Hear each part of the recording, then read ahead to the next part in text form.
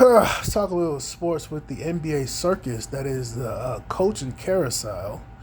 That is the NBA coaches. Um, Doc Rivers got fired. Now Doc Rivers' situation is Doc Rivers is being punished because he lost 10 game sevens, which is historic anyway.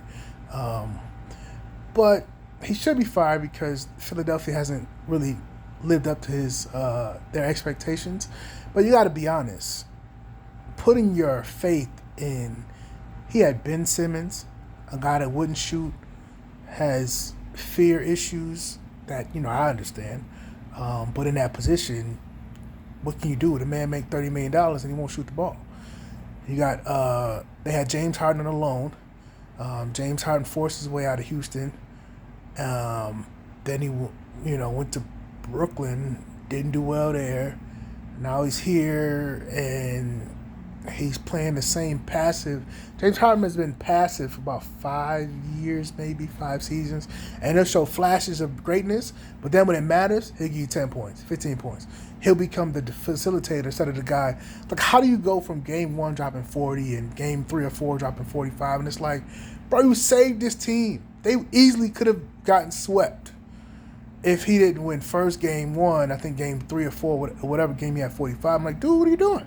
And the last game, I watched the whole thing, and I'm like, he was so passive. Now, the reason they lost is because Doc Rivers had a choice. Philadelphia came out pretty solid. They were fine. They were in the game. I think it was a 3-point game at halftime, and it wasn't nothing too crazy, or maybe 5-point game. But once Tatum and them started running the pick and roll with switching anybody who was guarding Tatum to Embiid's guy and making Embiid guard Tatum, and Tatum would get a running start to a layup or a dunk or a step back three, they had to take Embiid out of the game. And that's the problem. Doc should have did that. The problem with playing small is because they would have another guy to guard Jason Tatum. They could have trapped him with either Harris, Tucker, any one of those guys, the other guy off the bench. It's like any one of those guys could have guarded Jason Tatum better instead of Embiid. Embiid wasn't giving him nothing offensively. He wasn't doing nothing. So it wasn't like he was like dropping 30, 40 points. He was had turnovers. He wasn't. So I would have tried to play small ball. Now, do you want to put your superstar MVP on the bench for 2 quarters? To win this game 7, you got to do what you got to do. I know Doc is in a tough position. He probably never even thought of that because that's something so far-fetched. But once they seen that, that was the only choice he had. He had no other choice but to take Embiid out and trap him. But once it got too ugly, it was over. Once it went up 10 and 20, it was over. You had to make that decision at halftime. You had to come out, play small ball, run these guys out the gym, but most importantly, would trap Jason Tatum. Brown was getting all, but the rest of the guys were doing nothing. All those guys doing nothing, but Brown had 25 at the end of the game. But the biggest thing was they had to trap Tatum and get the ball out the hand, but most importantly, get another small guy to guard him. So the guys, when you were switching, it's like, okay, I'm switching with Harris with Tucker, so I'm good. Tucker with Harris, I'm good. Or the other guys, like, I'm not even worried because I got a guy that even if you just stay in front of him, good. But it wasn't like he was getting a lot of blocks, so like you had to take a beat out. That's the only shot. But Monty Williams got fired for the Suns. The Suns are in a tricky position too because you fire a coach when you are in a transition season. You get Kevin Durant, short term, long term, we'll see. Chris Paul gets hurt. He's not there in the end of the season when you need veteran leadership. You need a ball movement, man movement to get the other guys in position to score. He's really not that reliable, at the end of the day. But Chris Paul's leadership and mentally is worth the $40, $50 million. Physically, it's like I can get 3 guys for $50 million, right? So it's kind of like, how do they justify firing him? The Bucks fired Budenholzer. Now, I think the issue is with Giannis because it doesn't make sense to fire a guy when Giannis was hurt in and out the season and he was hurt during the playoffs. Man, mess his back up. And Middleton was out a decent part of the season. And they weren't playing up to the championship team, but they were still winning. They were in first and second place. So I'm like, how do you fire a guy after that? So I think there's an issue The NBA is definitely different. I talked about this before. The NBA is 100% different than what it used to be. These players have more leverage on who they want to coach them than they have ever before. So even if you win a championship, it's not, oh, he won a championship, coach to a championship. It's like, oh, anybody can do that. The level of respect for coaching is very minuscule in these players' eyes. They're like, oh, well, you need a player, you need me to a superstar to drop 50. It's like, but if you really look at these coaches, you need a coach to guide you through tough times, to guide you through good times. But you need a coach. You cannot just say we're gonna get a young guy, an inexperienced coach. We're just gonna get a seat filler. Those seat fillers are not winning. It's very rare that these not first year coaches, because some of these guys have been coaching on other levels and definitely assistant coaches, so they definitely have experience. But it's very rare to find guys to actually get you to the next level off the street, basically. Steve Nash couldn't do it. LeBron has been able to do it with a few coaches, but also that is also attributed to Pat Riley specifically when it comes to Miami.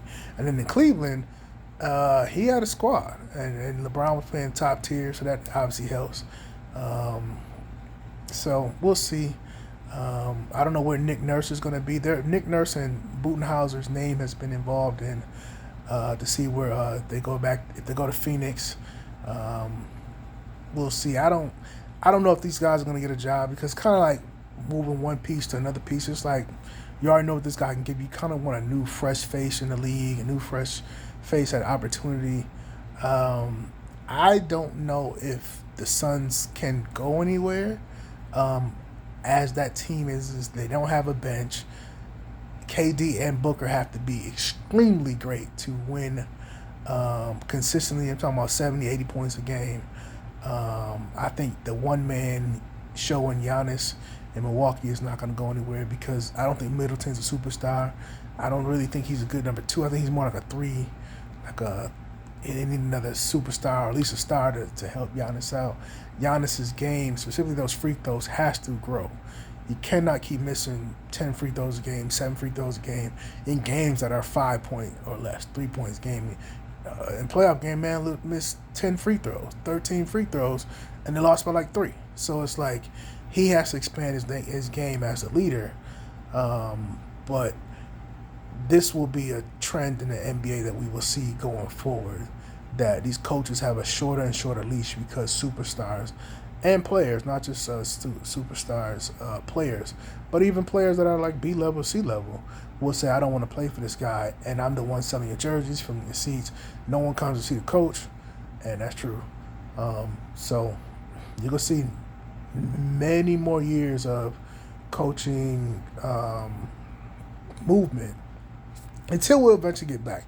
I think we'll eventually get back to the Phil Jackson, the Pat Riley days, the Lenny Browns. We'll get back to those because these guys are being phased out. I think obviously San Antonio, Greg Popovich won't be coaching forever. I think the Warriors, once they break up the circus, he'll leave. I don't know if the Warriors will keep the nucleus together and then keep Steve Kerr there. Once Steph Curry or those guys either retire or leave, specifically Draymond and Clay, I think Steve Kerr will say, I'm going to.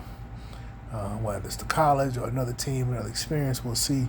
But I think they're going to want a fresh start. I don't think Steve Kerr is going to want to coach a team that's missing the playoffs every year. And I definitely don't think he'll want to start over from the bottom. I think he'll get a job at a championship level team. But also he kind of mirrors his career like Phil Jackson. I could see Steve Kerr sitting out for 2-3 years and saying, okay, we're not that good. He's talked about his health issues and stuff like that, and just needing a break. Keep in mind, Steve Kerr and the Warriors, but we talk about coaching. Steve Kerr has been coaching in the playoffs, deep in the playoffs, for many, many years. Many, many years. So that's a grind too, not just physically, but mentally, emotionally, the highs and lows of coaching, the highs and lows of winning, highs and lows of losing, highs and lows of coming in second place, coming in last place. So I could see Steve Kerr saying, let me try to take a step back, give me a year, 2 or 3 off.